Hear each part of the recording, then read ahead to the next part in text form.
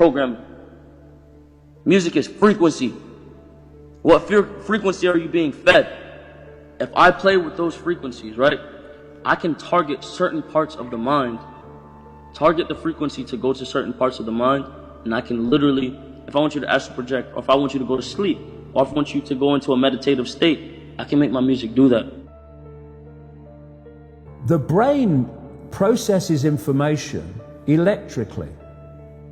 It communicates with the cellular structure electrically, and it operates within a certain band of frequency. If you can broadcast frequencies carrying information, this technology has long been known, carrying information and perceptions within the frequency that the brain decodes information, the brain will decode those frequencies and will have those perceptions. You can externally influence people's perceptions externally by broadcasting these frequencies that we interact with, because we are antenna.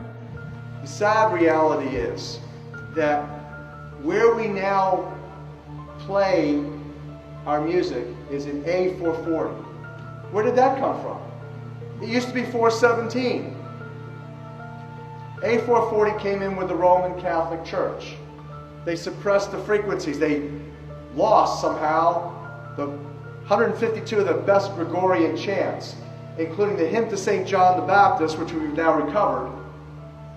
That particular hymn was what triggered Dr. Palaio's investigation, looking for those frequencies of vibration by which the music was played. It was known as the most uplifting hymn of all the ages, the most spiritually uplifting hymn.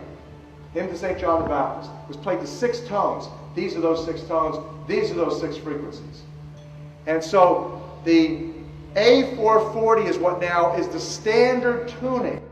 If you go A439, you're closer to one of the Creator's tones. If you go A441, you're closer to one of the Creator's original tones.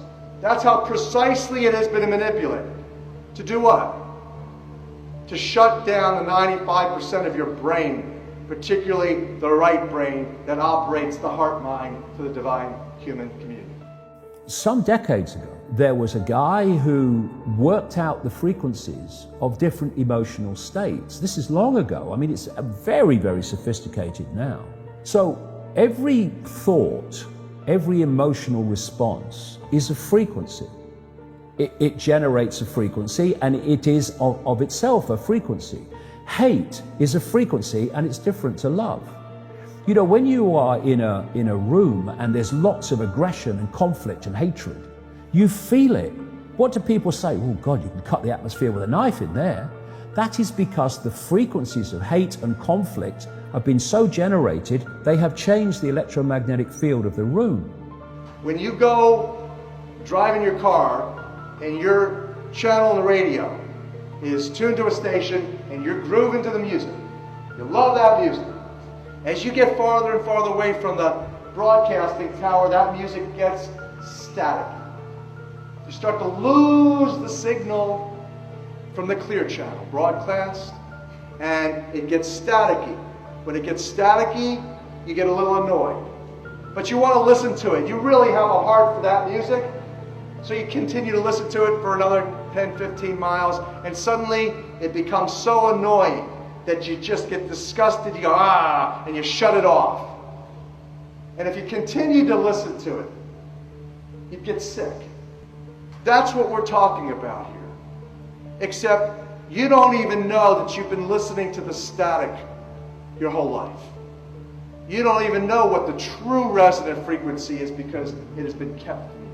Now, of course, to really be effective, we need to use the proper words and phrases, scientifically selected. But that gives you the basic idea. We embed messages just below the threshold of perception, so they can go directly into the subconscious. They can play across a community these frequencies without anyone knowing, and it starts to have an effect, and it starts to build rage, it starts to build anger, and people might not realize why they're feeling it, but they start to feel it.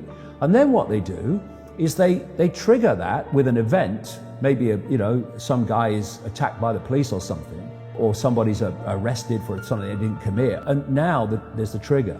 The blue touch paper has been lit of this manufactured frequency-driven rage, and you have mass riots and what have you, and people do things that they wouldn't normally do. So in other words, the master composer, master conductor of the Universal Orchestra is singing love songs in 5/8, uplifting everything simultaneously. And we're the only species out of tune and accepting static for the clear channel. Do you know that the American military, they've admitted this.